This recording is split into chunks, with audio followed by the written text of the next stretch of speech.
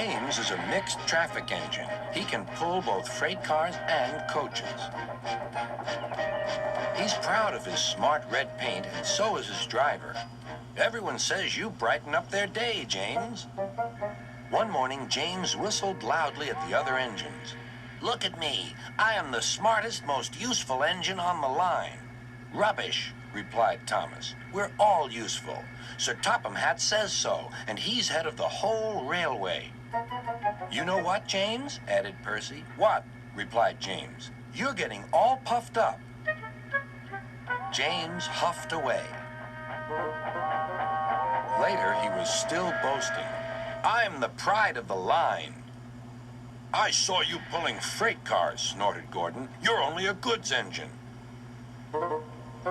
"I pull coaches, too." "Not as much as I do." "But Sir Topham Hatt has plans for me." James was only making this up, but Gordon believed him. "What plans?" Wait and see." "Oh, dear," he thought. "Now what'll I do?" Thomas was shunting shining new coaches. "Good morning, James."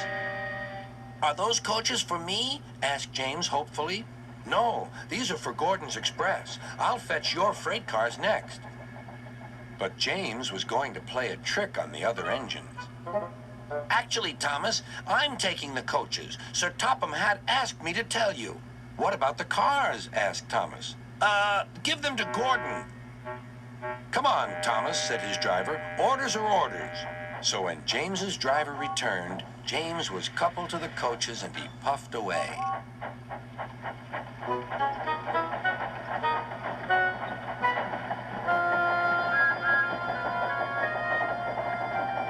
Thomas returned with the freight cars, and a few minutes later, Gordon arrived. "Where's the express?" Thomas told him about James. "And so here are your cars." Gordon was very cross, and so was his driver. Wait till Sir Topham Hatt hears about this. Meanwhile, James was enjoying himself enormously. "What a clever plan! What a clever plan!" he chuffed. Then he saw Sir Topham Hatt. "Some jokes are funny, but not this one, James. You have caused confusion." "Yes, sir," said James. "You will now stay in your shed until you are wanted." The other engines teased James. "I wonder who'll be pulling the express today," said Gordon. "I expect it'll be you," replied Henry. "James is stuck in the shed for being silly." James felt sad.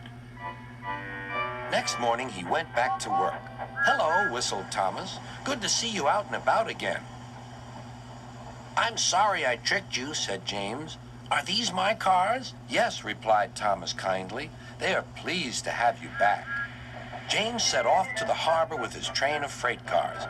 He bustled about all day, pushing and pulling them into place.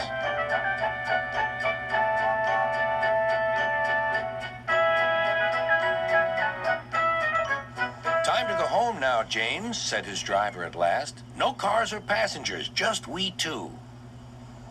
But his driver was wrong.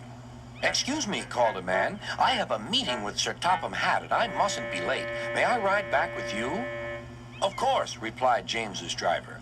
Then he whispered to James, "This gentleman is a railway inspector." James was most impressed. He steamed along the line as smoothly and quickly as he could.